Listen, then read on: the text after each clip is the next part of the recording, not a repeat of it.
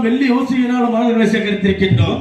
அது மட்டுமல்லாத தம்பி, தாயினுடைய பாதங்களை கழுவதற்காக அநேக தீர்த்தம் வேண்டும்.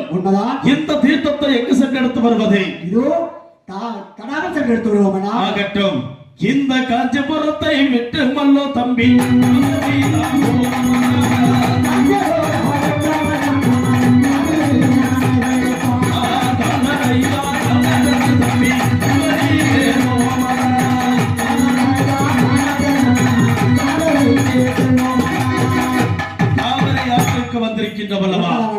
இந்த காவிரி ஆற்றிலே நீரை பார்த்தவுடன் நீராடிவிட்டு புறப்பட வேண்டும்.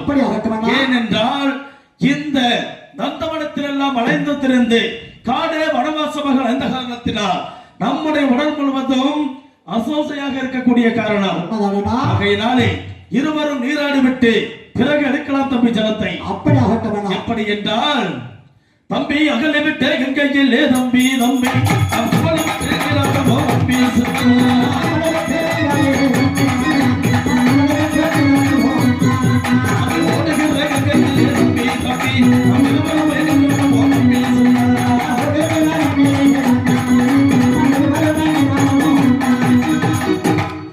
இருவருமே நீராடி விட்டோம். தாயினுடைய பாதத்திற்கு தீர்த்தங்களை எதை கொண்டு சேகரிக்க வேண்டும் என்றால், ஆகட்டும் தம்பி, எடுத்துரைக்கிறேன் இப்பொழுது. தம்பி தங்க கூட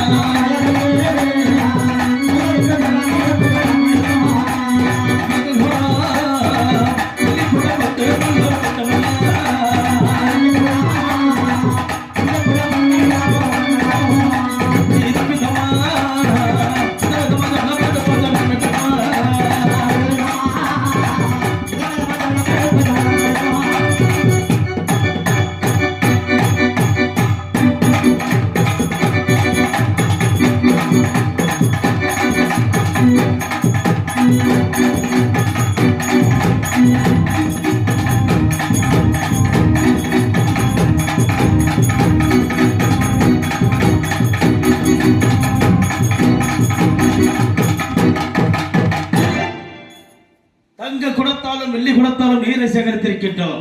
இருந்தாலும் தம்பி, தாயினுடைய அனுமதியை மீறி அநேக தூரத்தை கடந்து வந்து கொண்டிருக்கின்றோம். தாயாகப்பட்ட அன்னகாமாட்சி இன்னும் குழந்தைகளை காணவில்லை என்று எதிர்பார்த்த வண்ணமாக இருப்பார்கள். ஆகையினாலே தம்பி, இந்த காவிரி ஆற்றை விட்டு புறப்பட வேண்டும் அதிவேகமாக. தீர்த்தத்தை எடுத்துக்கொண்டு புறப்படுவோமே.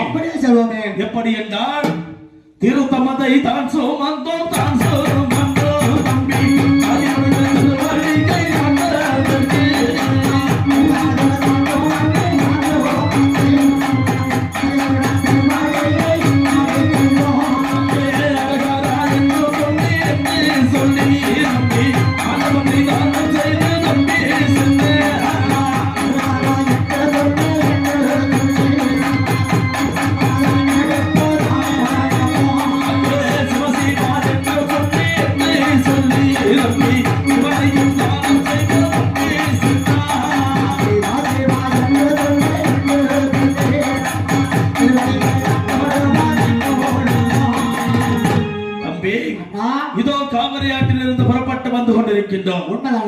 காஞ்சிபுர கம்பளதிக்கரை மார்க்கமாக வந்த போது அதோ பாருங்க தம்பி, நம்முடைய தாயாருடைய ஆலயத்திற்கு அருகாமையில் வந்திருக்கின்றோம்.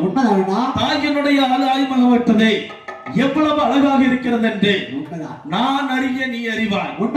இருந்தாலும் இந்த ஊர் மக்கள், உலக மக்கள் அனைவருமே அறிய வேண்டும். அதற்காக எடுத்துரைப்போமே தம்பி. ஆலமரம் என்பது தம்பி,